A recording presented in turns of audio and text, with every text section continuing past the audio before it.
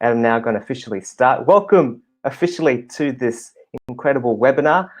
As you know, my name is Caleb, and I am presenting to you on taking the leap from on stage to on screen. What does it take to be able to present when you're on a camera? As you know, it's very different. The dynamics are different. And as this world gets more globalized and more remote, we are asked more and more to present less in person. I mean, that's still desired, but more and more will be asked to present over the camera, whether it's over a webinar, web conferencing software. It's not going to end anytime soon. So what are some pitfalls that we need to take care of? And what do we need to anticipate? Well, today what I want to do is go through those and explore what that looks like when we are wanting to take the leap from on stage to on screen. Well, just to let you know, for those of you who are watching the replay, I am a presentation consultant with Presenter Labs. I have been presenting and helping people to harness their public speaking skills for the last 4 years. And I've worked with so many leading brands, as well as people from Lead Different who are all here this evening. And whether from a digital strategy perspective or from a public speaking consulting perspective, I've been able to help some of these people in some of these organizations to be able to harness what it means to communicate well. And so it's my privilege to share with you some of these pitfalls about what to avoid when presenting on screen. Just an agenda, we've got our intro and housekeeping right now. We'll go through the 6 areas straight after this, and then I'll let you know of the giveaway that I have. We'll also have a special offer that only people here in this particular webinar who've attended live will get. We'll also have a Q&A section, and we'll conclude. Now, just to continue on with the housekeeping, on the right-hand side, you've all figured out that, oh, thank you, James, the graphics are nice, thank you. You figured out there's a chat box here. I'm now going to switch this on to Q&A mode. So if you have a question that pops up in your mind during the webinar, please put it down on the right-hand side.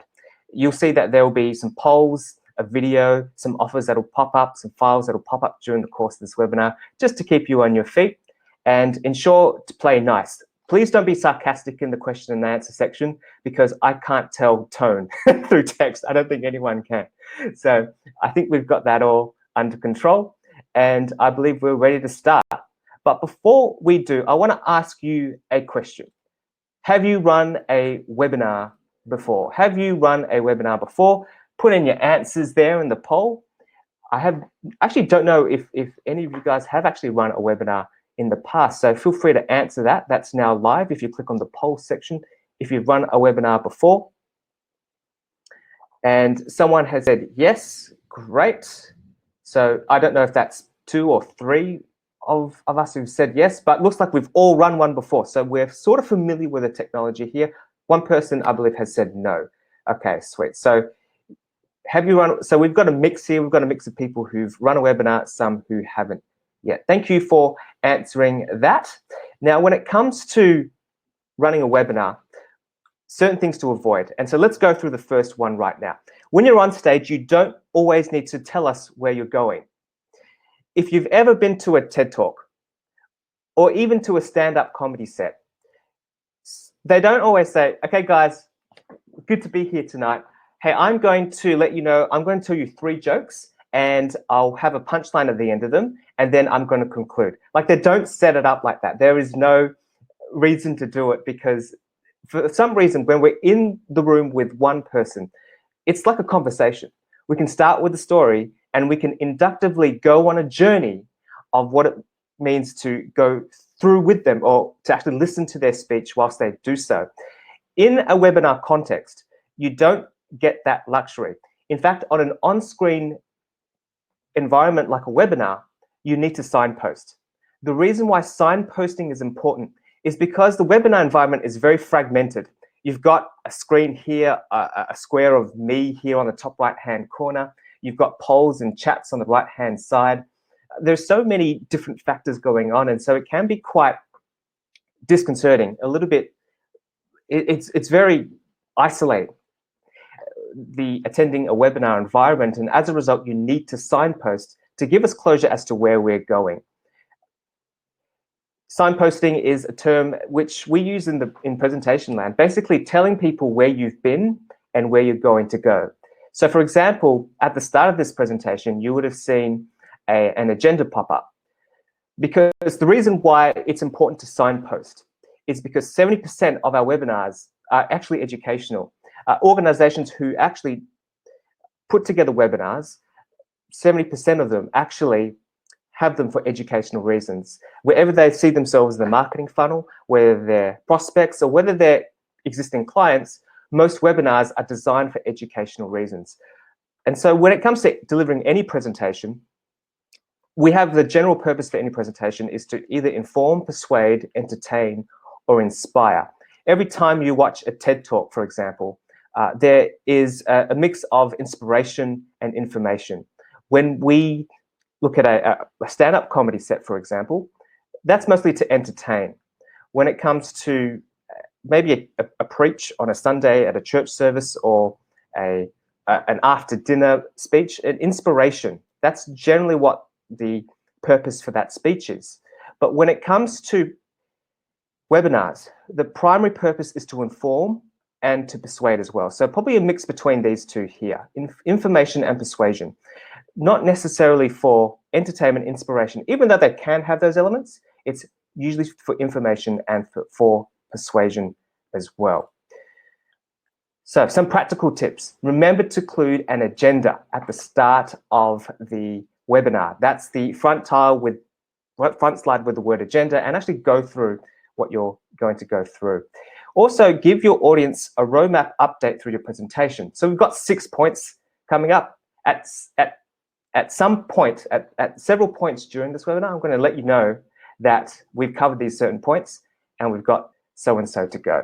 So I hope that's made sense. That's the first point. Ensure that we signpost when we do an on-screen presentation.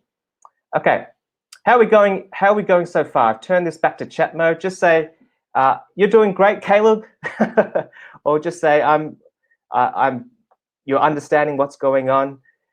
How are you feeling? Just put in the words good, great, and just put it down in the chat box there if you're listening there, and just let me know how you're going. All right, let's go on to point number 2. All right, so when it comes to, oh, thanks, Jody. Yes, of course. If you're taking notes, don't worry, you don't have to. Oh, thanks, James. It's always encouraging. Great. Okay, point 2, think like a live performer. When you're thinking like a live performer, when you're on stage, it makes complete sense. I was at a Toastmasters convention 3 years ago, and this champion speaker named Mark Brown was speaking. And as a result, he was magnetic. He's a professional speaker. He was telling a story about how he met up with his dad at an airport. And when he was telling the story, there was a lady in the audience who started tearing up. In fact, it was beautiful. It was like this, she got emotional, and you could see her in the front row. I was at the back. Mark Brown continues to tell a story, but then he makes eye contact with this lady. He goes down onto the second row and just puts his hand on her shoulder, and he says, "Are you okay?" And it's that beautiful human connection that can happen on an onstage environment that makes that so incredible. Empathy is drawn because, and an emotional connection with each other is really emphasized because we share the same 5 senses. We can see you, hear you, we can taste the same things, we can touch the same things, and we can smell the same things. We're in the same room. So there's that visceral quality about being in the same room that makes empathy come out. But when you're in a webinar situation, that's far more difficult because you can only see and hear me. In some instances, you can only hear me. Hopefully, you can also see me as well. But we can't touch and smell, and we can't touch, smell, and taste the same things because we're all in different environments. So it's very fragmented. So when it comes to on-screen presentations, we've got to think like a news broadcaster. Now, I'm going to show up a video here, and it's going to be quite fast for about 1.5 minutes. I want you to observe this video. And this, other than the talking face, what other factors of this news broadcast do you notice? And whatever you notice, write it down on the chat box, okay? So other than the talking face, what other factors do we notice about this news video? Let's take a look. New drivers are facing new technology to test their skills before they can get behind the wheel of a car. The $1 million computer program is being rolled out now to help keep pace with the challenge of busier roads. Before new drivers get behind the wheel, they must get behind the computer screen. This new virtual test asks you to recognise, then react to hazards. The 40-minute quiz isn't just for fun. Despite the computer game looks, you need to pass it to drive. This is a test that people go for just before their pays. It's really the last big hurdle. It costs just over $1 million and replaces the 19-year-old hazard perception test current drivers might be familiar with. We are facing a much busier road network with far more moving pieces for drivers to get to grips with. This revamped test forms part of the graduated licensing system, which has been in place now 10 years. In that time, the state government claims the number of young adults involved in fatal or serious crashes has dropped 20%.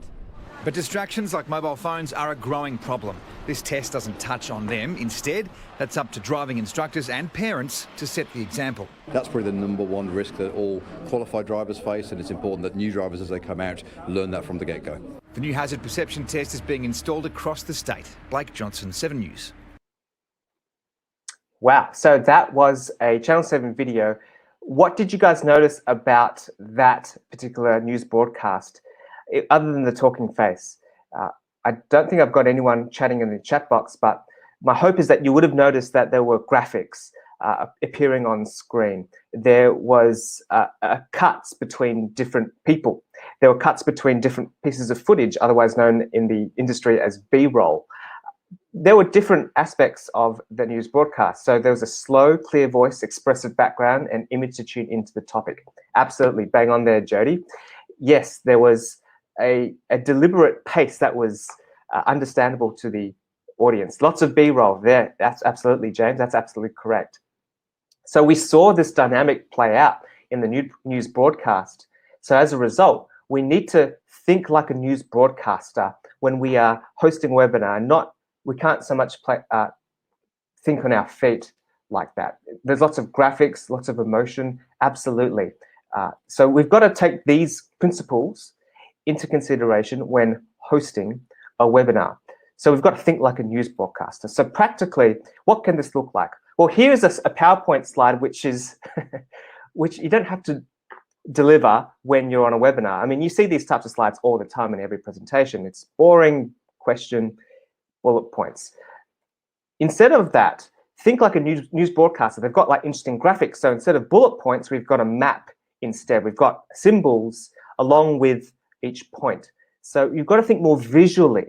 Think more like someone who can only learn through pictures as opposed through text. Minimize the text where possible.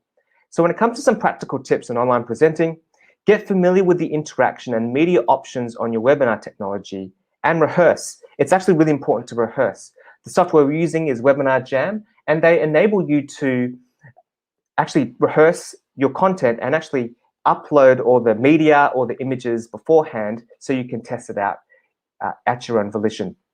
The second point here is to also prioritize quality visuals over bullet points. Sometimes it's for a lot of people who do webinars, it's tempting to hide behind the PowerPoint slide. It is important to actually have your face showing up.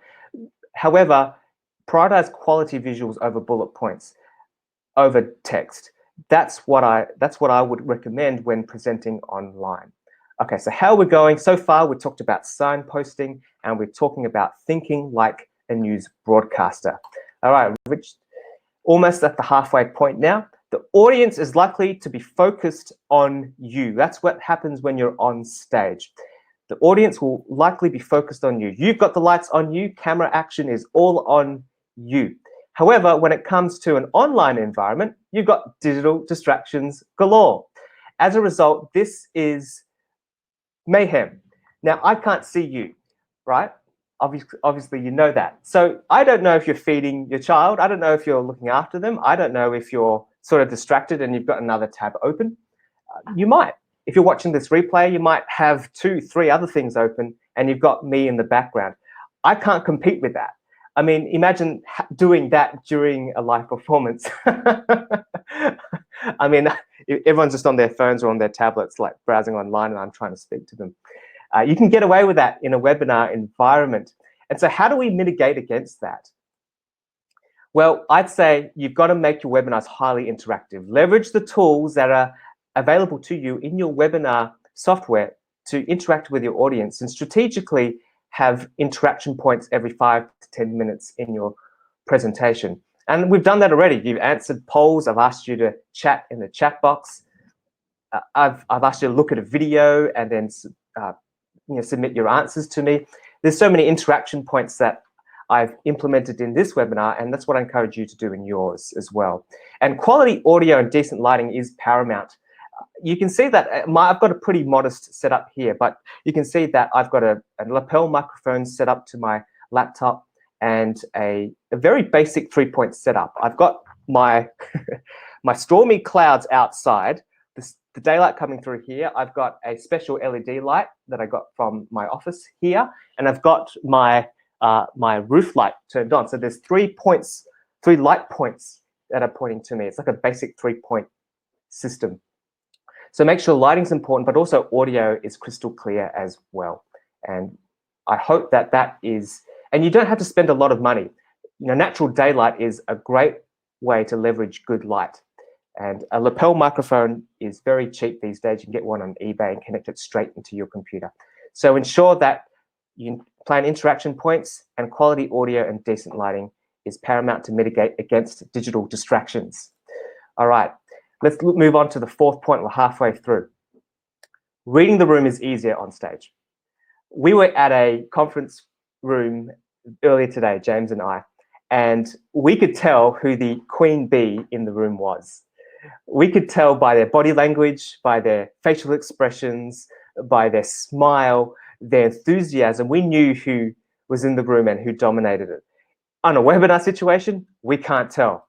So in a webinar situation, reading the room is far harder. We can't tell what you're doing. So when it comes to some practical tips for reading the room, tell people how you're feeling.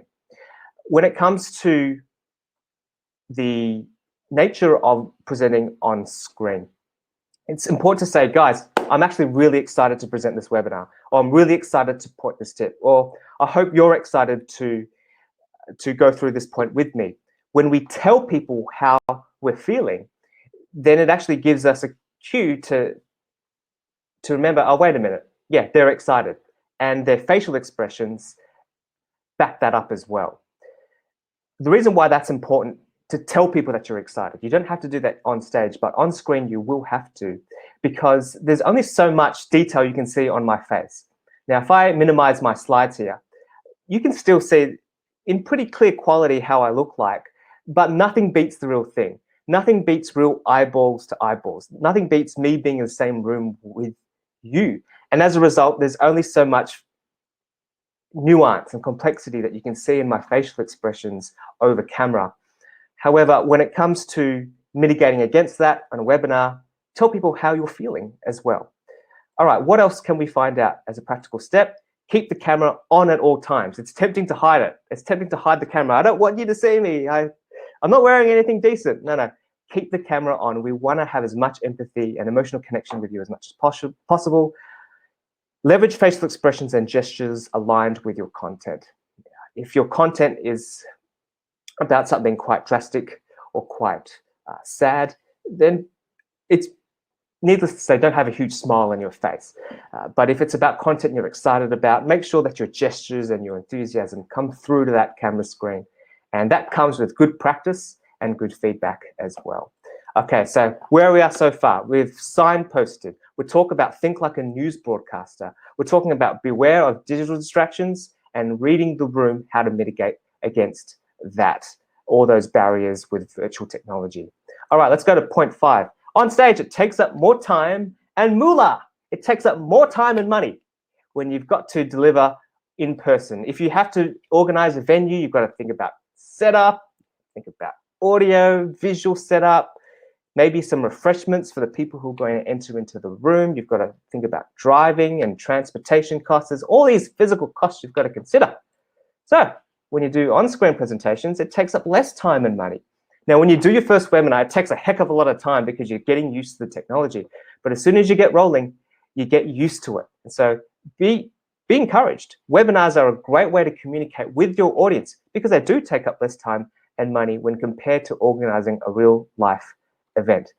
And there's a whole bunch of webinar software you can use out there, and some of them have free trials. Like, for example, Webinar Jam has, if you look on the internet, a 60-day trial for $1, which is brilliant. It's like a 60-day trial. So you can try it out in your audience, and there's no obligation for you to follow through if you don't want to. Just make sure you sign out if you don't want to go through with it. But there's a whole bunch of alternatives out there that are even free for you to try out for 7 and 14 days. So some practical tips there. Pick a topic you'd like to educate your customers and team on, and pick a webinar platform and go for it. All right, so I hope that's been helpful so far. Let's do another poll. And I want to ask you guys, when you're attending a webinar, what's your biggest bugbear? I've got a few options there. And if none of the options appeal to you, then put it in the chat box as well. So when attending a webinar, what's your biggest bugbear? You don't know where the presenter is going. It's visually uninteresting. The content is irrelevant. It just takes too long. And I don't know what to do after the webinar. What are some of your bugbears there? If you had one to pick from, what would be one of your bugbears? It'd be interesting to see what you guys have to say about that.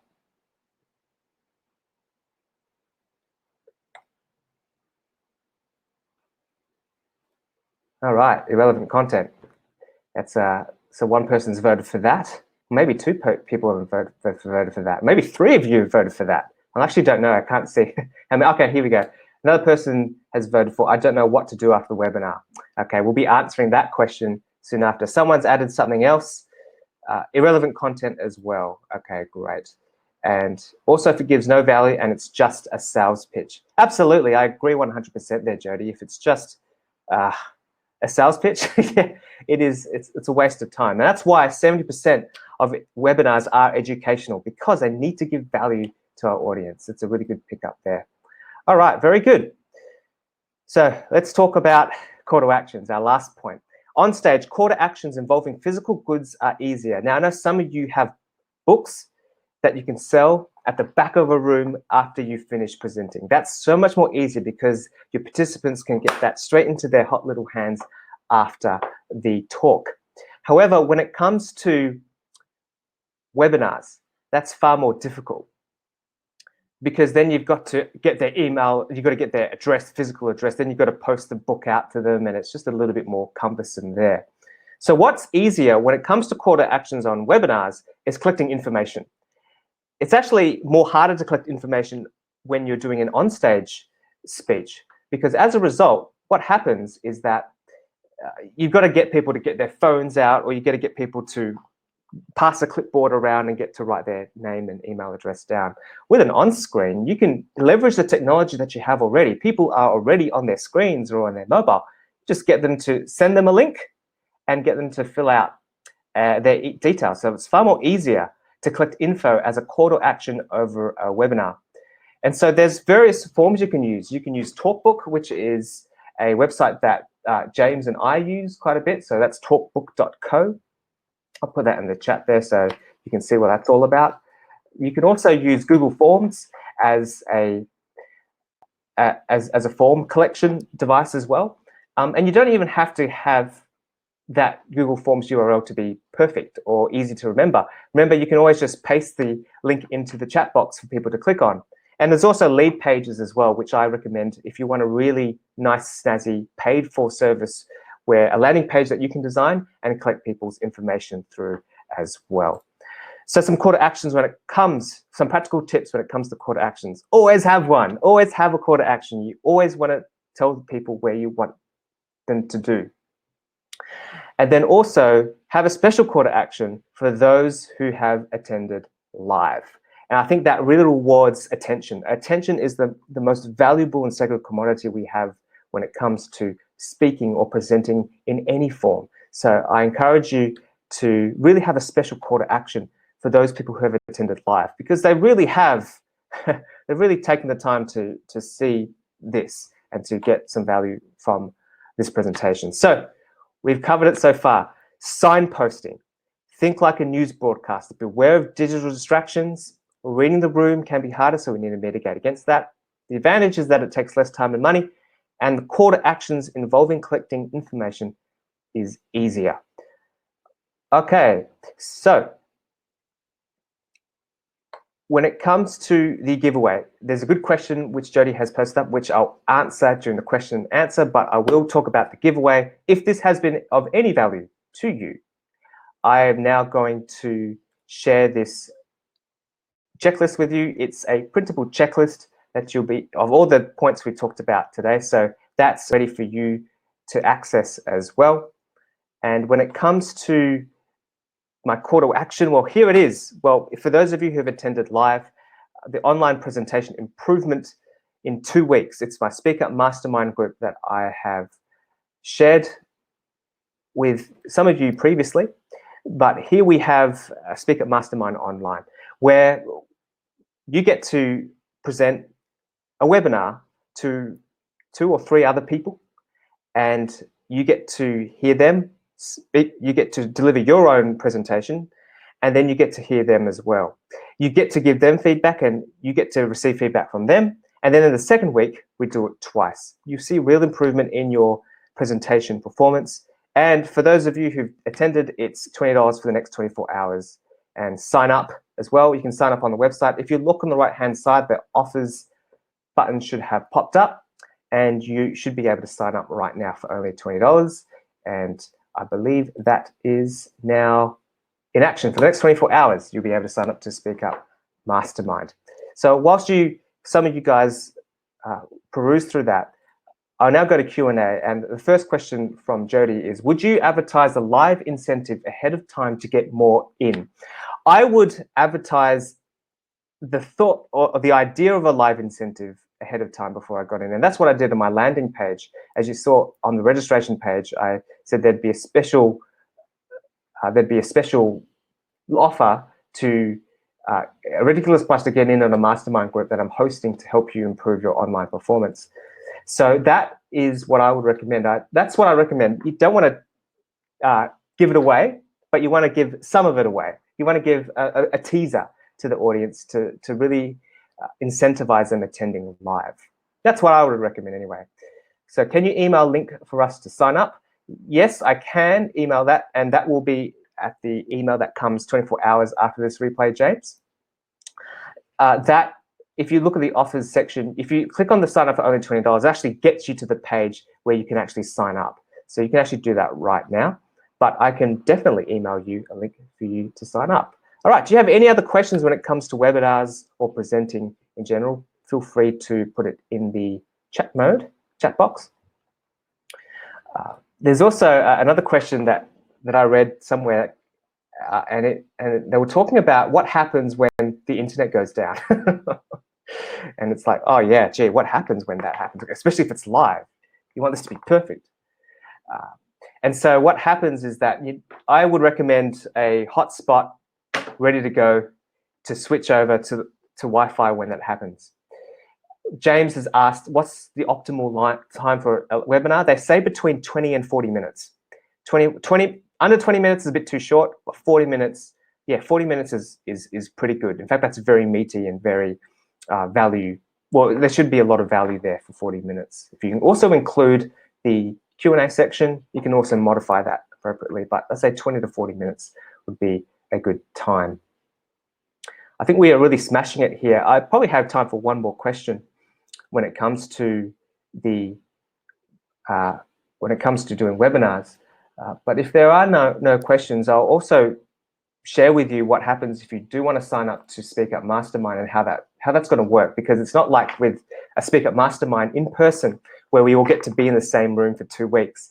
There's a few technical things that we've got to think about there. So I'll screen share the landing page for the Speakup Mastermind Online. So this is what happens when you get to that website. You can register for it immediately, but you'll see in this description here, we've got something called the O week, which is orientation week. It's 30 minutes orientating you of the webinar technology expectations and meeting the rest of the group. Now, I've also got it so that you can also BYO webinar technology. So if you already host webinars with another piece of software, we can also use that too.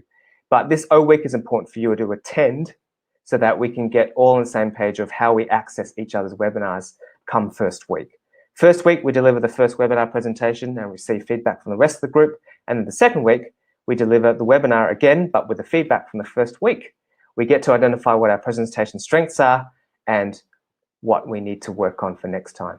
So that's available for $20 the next 24 hours. I hope you'll be able to register for that. If you have any questions, feel free to let me know about that. And so when it comes to presenting online, my hope is that you would have had some benefit of attending today's webinar. If you don't have any more questions, I don't know, I might as well conclude. So in terms of presenting online, it is important to ensure that we have all that we need in store when presenting online. Remember to signpost, remember to have interesting visuals and graphics. Remember to go through that checklist and make sure that we've got it covered. We want to make this interactive and exciting for our audiences. Guys, thank you so much for attending today's webinar. Thank you for your attention and your questions and your comments. It's been really encouraging. But my hope is that it'll give you the confidence to, give you the confidence to be able to present online. Johanna says, I think my questions aren't coming up for some reason. I have just got this here. So have you noticed grabs that help people bring back into engagement if there's been silence? Here we go. Okay. So Johanna, I think I've just got your question here. Have you noticed grabs that help bring people back into engagement if there's been silence? I don't know. I think there's ways you can mitigate against that. First of all, you can just say, guys, we're back. Sorry for those technical glitches, but we are back, and let's get back on track. Where were we? Let's signpost where we've been. Let's see where we're going next. So you can always mitigate against that. We call this dead air in broadcasting, and you don't want any dead air in that as much as possible, but sometimes that's unavoidable. Sometimes it happens. Just what I do with even in-person presentations, just acknowledge the elephant in the room. Just say, hey guys, we've been offline for the last 2 minutes. Thank you for your patience, but we're back on track. So that's the only way I believe you can mitigate against that. Okay, all right. Guys, thank you so much. Unless there's any more questions, feel free just to say, I've got a question, or just say, wait, exclamation point. I'll be able to answer that as we go on. But if that is all there is, well, I hope this has been helpful. I hope this has been valuable. And I hope that you can come to the Speakup Mastermind online group and join me there. But if not, well, my hope is that you've found this valuable for you to actually take the leap from on stage to on screen. My name is Caleb. I'm from Presenter Labs. And until next time, present with confidence. Have a good night, guys. We'll see you soon.